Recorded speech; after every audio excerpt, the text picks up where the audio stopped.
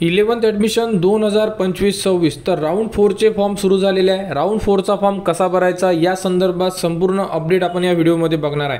तर ज्या विद्यार्थ्यांचे नंबर लागलेले नसेल किंवा ज्या विद्यार्थ्यांनी प्रवेश घेतलेला नसेल किंवा या अगोदर तुम्ही रजिस्ट्रेशन सुद्धा केलेले नसेल ते विद्यार्थी राऊंड 4 मध्ये फॉर्म फिलअप करू शकतात। तर राऊंड 4चे फॉर्म सुरू झालेले आहे। सर्वप्रथम विद्यार्थ्यांनी साइडवर या, साइडवर आल्यानंतर तुम्ही बघू शकता अशा प्रकारे तुम्हाला संपूर्ण ऑप्शन दिसून पडेल।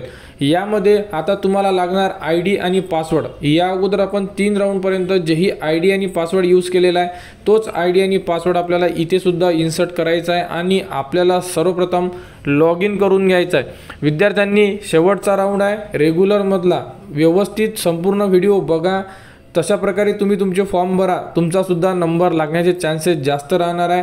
त्यामुळे तर साइडवर या, साइडवर आल्यानंतर बघू शकता इथे तुम्हाला लॉग इनचं ऑप्शन दिलेलं आहे। तर इथे आपल्याला क्लिक करायचं आहे कारण की आपल्याला सर्वप्रथम करून घ्यायचं आहे लॉग इन।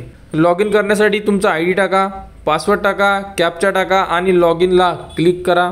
लॉग इन केल्यानंतर तुम्ही बघू शकता अशा प्रकारे तुमच्यासमोर संपूर्ण ऑप्शन दिसून पडेल। तर सर्वप्रथम विद्यार्थ्यांना काय बघायचं आहे, ॲप्लिकेशन फॉर्म सेल्फ व्हेरीफाईड असणं गरजेचं आहे। तुमचा कॅप राऊंडचा जो फॉर्म आहे म्हणजे जो आता आपण भरणार आहे हा फॉर्म अजून इनकम्प्लीट आहे। हा आपल्याला कंप्लीट अँड लॉक, जोपर्यंत इनकम्प्लीट जिथे लिहिलेलं आहे तिथे कंप्लीटेड अँड लॉक अशा प्रकारे लिहून येत नाही तोपर्यंत तुमचा फॉर्म सबमिट झालेला आहे असं समजायचं नाही। म्हणून इथे कंप्लीट अँड लॉक आलेलं पाहिजे तेव्हाच तुम्ही म्हणजे या राऊंडमध्ये इलिजिबल राहणार आहे किंवा तुमचा नंबर या राऊंडमध्ये लागू शकतो। तुमचा जर फॉर्म इनकम्प्लीट राहिला तर तुमचा सुद्धा नंबर लागणार नाही आहे। आणि त्यानंतर बघू शकता मॅनेजमेंट कोट्याचे सुद्धा फॉर्म सुरू झालेले आहे। इथून मॅनेजमेंट कोट्याचे सुद्धा फॉर्म फिलअप करू शकता। नेक्स्ट व्हिडिओमध्ये याबद्दलची संपूर्ण माहिती आपण देणार आहे। तर सर्वप्रथम बघू शकता तुम्हाला डॅशबोर्डला संपूर्ण ऑप्शन दिलेले आहे। यामध्ये आपल्याला भरायचा आहे सेकंड नंबर म्हणजे कॅप ऑप्शन फॉर्म 2। तर आपल्याला इथे क्लिक करा। इथे क्लिक केल्यानंतर बघू शकता तुमच्यासमोर 3 ऑप्शन आले आहेत जसे की स्ट्रीम, ज्युनियर कॉलेज आणि लॉक ऑप्शन फॉर्म। तर आपल्याला सर्वप्रथम जी स्ट्रीम आहे म्हणजे तुम्हाला स्ट्रीम कोणती पाहिजे आहे, आर्ट पाहिजे आहे, कॉमर्स पाहिजे आहे की सायन्स पाहिजे आहे, यामधून आपल्याला सिलेक्ट करून घ्यायचं आहे। तर चूज स्ट्रीम अँड मीडियमला क्लिक करा। त्यानंतर बघू शकता तुम्हाला 10वी मध्ये जेवढे मार्क्स मिळालेले आहेत ते मार्क्स तुमच्यासमोर दिसून पडेल। त्यानंतर तुम्हाला कोणती स्ट्रीम पाहिजे आहे, आर्ट पाहिजे आहे, कॉमर्स पाहिजे आहे, सायन्स पाहिजे आहे, इथून तुम्हाला सिलेक्ट करून घ्यायची आहे। जसे की तुम्हाला सायन्स पाहिजे असेल तुम्ही सायन्स सिलेक्ट करू शकता। त्यानंतर मीडियम इंग्लिश मीडियम करा, सायन्स घेतलेला आहे इंग्लिश मीडियम अशा प्रकारे तुम्ही इथे इन्सर्ट करा। त्यानंतर सेव्ह अँड नेक्स्टला क्लिक करा।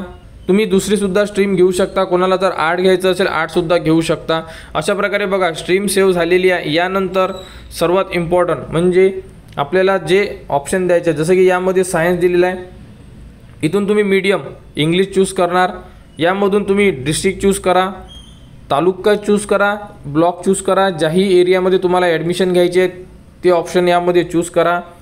त्यानंतर विद्यार्थ्यांना ऑप्शन येते की मॅनेजमेंट टाईप म्हणजे स्ट्रीम स्टेटस, यामधून बघू शकतात कोणाला जर ॲडेड कॉलेज पाहिजे असेल, त्यानंतर अनएडेड पाहिजे, सेल्फ फायनान्स पाहिजे, या प्रकारे तुम्ही कॉलेजचं ऑप्शन म्हणजे तुम्हाला कोणत्या टाईपचे कॉलेज पाहिजे आहे इथून तुम्ही ते ऑप्शन चूज करून त्या प्रकारचे कॉलेजेस ॲड करू शकता।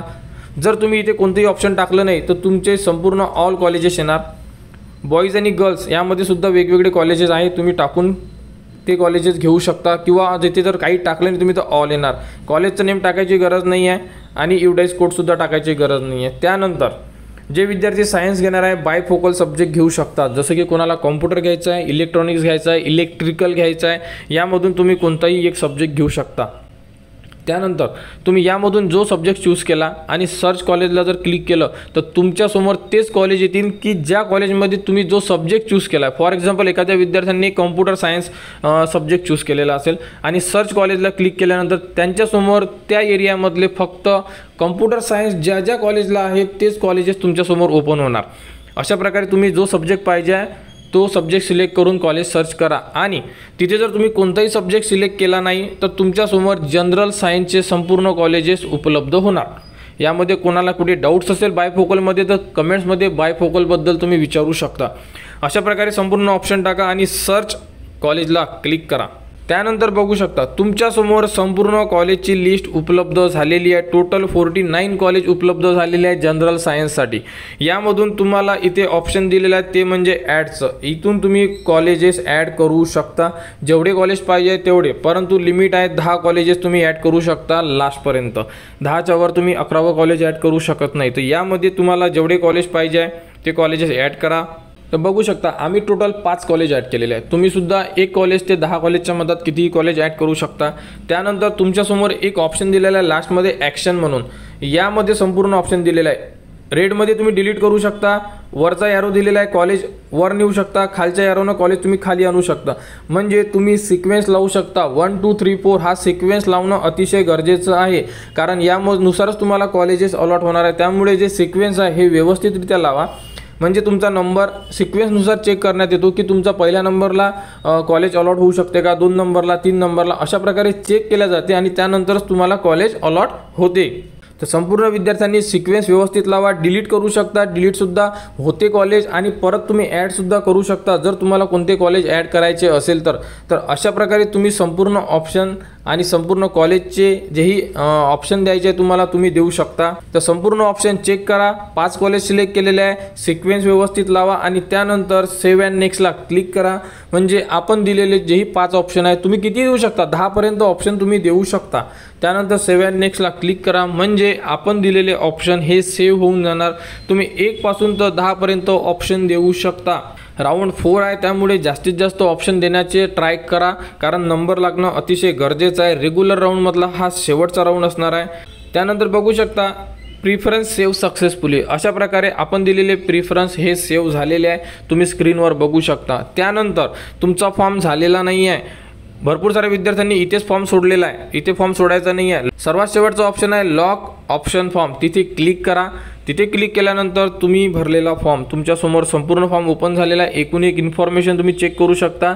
संपूर्ण फॉर्म चेक करा, खाली दिलेले तुम्ही जे ऑप्शन टाकलेले आहे 5 ते ऑप्शनसुद्धा चेक करा। आणि त्यानंतर बघू शकता सर्वात लास्टमध्ये करंट स्टेटस, इथे तुम्हाला इनकम्प्लीट आहे अजूनसुद्धा।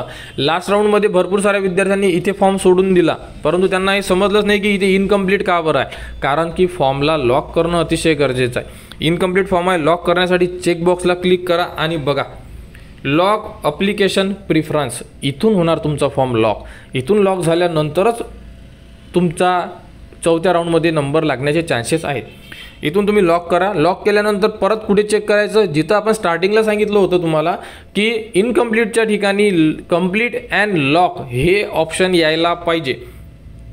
जोपर्यंत ते ऑप्शन येत नाही तोपर्यंत तुमचा फॉर्म कंप्लीट झालेला आहे असं आपण म्हणू शकत नाही। त्यामुळे सर्वप्रथम लॉक ॲप्लिकेशन प्रिफरन्सला क्लिक करा।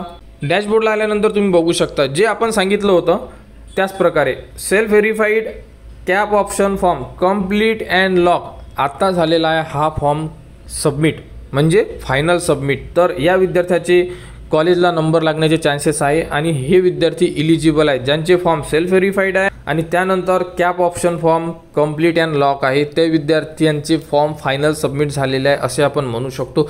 तर या प्रकारे तुम्ही फॉर्म भरू शकता। काही विद्यार्थ्यांना असं वाटत आहे की आम्ही मॅनेजमेंट कोटासुद्धा भरायला पाहिजे, कारण की आमचा नंबर रेग्युलर राऊंडमध्ये लागत नाही आहे। तरी टेन्शन घ्यायचं नाही आहे, पुढील व्हिडिओ बनवण्यात येईल, त्यामध्ये तुम्ही मॅनेजमेंट कोट्याचा फॉर्म कसा भरू शकता, इन हाऊस कोटा कसा भरू शकता, त्यानंतर मायनॉरिटी कोटा कसा भरू शकता, या संदर्भात तुम्हाला स्टेप बाय स्टेप व्हिडिओ देण्यात येणार। घाबरू नका आणि लवकरात लवकर फॉर्म भरायचा म्हणून घाई करू नका। आज आणि उद्या 2 दिवसामध्ये तुम्ही फॉर्म भरू शकता। उद्या सायंकाळी 6:30 वाजेपर्यंत वेळ देण्यात आलेला आहे, त्यामुळे म्हणून तुम्ही संपूर्ण माहिती चेक करा। रेग्युलर राऊंड जर तुम्ही भरत असाल तर तो फॉर्म तुम्ही या व्हिडिओ बघून तुमचा फॉर्म फिलअप करू शकता। मॅनेजमेंटबद्दल तुम्हाला माहिती देण्यात येणार, त्याप्रकारे तुम्ही सुद्धा तो फॉर्म भरू शकता मॅनेजमेंट कोट्यामध्ये। फक्त थोडी फी जास्त पडणार, परंतु तुमचा नंबर लागू शकतो। तर अशा प्रकारे तुम्ही राऊंड 4 11th ॲडमिशन 2025-26चा राऊंड 4चा फॉर्म फिलअप करू शकता।